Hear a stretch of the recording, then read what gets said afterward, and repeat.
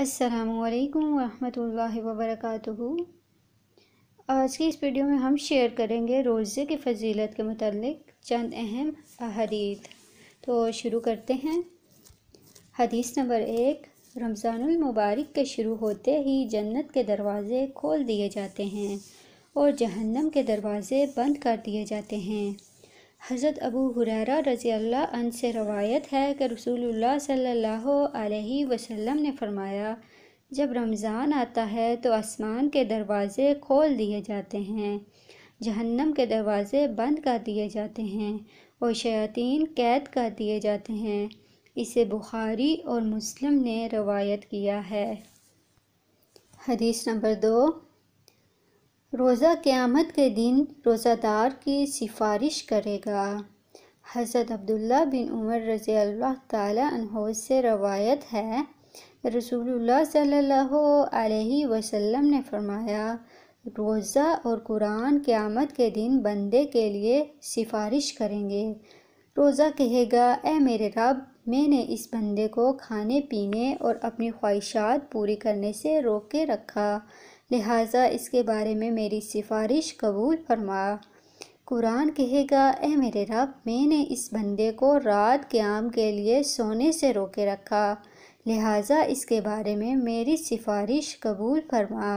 چنانچہ دونوں کی سفارش قبول کی جائے گی۔ اسے احمد اور طبرانی نے روایت کیا ہے۔ حدیث نمبر 3، روزے کا اجر بے حساب ہے۔ حضرت ابو ہریرہ رضی اللہ عنہ کہتے ہیں کہ رسول اللہ صلی اللہ علیہ وسلم نے فرمایا، اللہ تعالیٰ فرماتا ہے کہ ابن آدم کا ہر عمل اس کے لیے ہے سوائے روزے کے۔ روزہ میرے لیے ہے اور میں ہی اس کی جزا دوں گا۔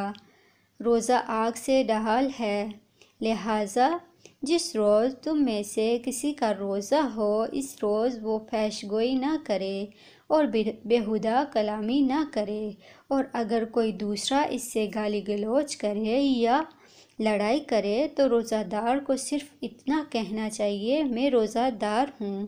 اس ذات کی قسم جس کے ہاتھ میں محمد صلی اللہ علیہ وسلم کی جان ہے، روزہ دار کے منہ کی خوشبو قیامت کے دن اللہ تعالیٰ کو مشک کی خوشبو سے بھی زیادہ پسندیدہ ہوگی۔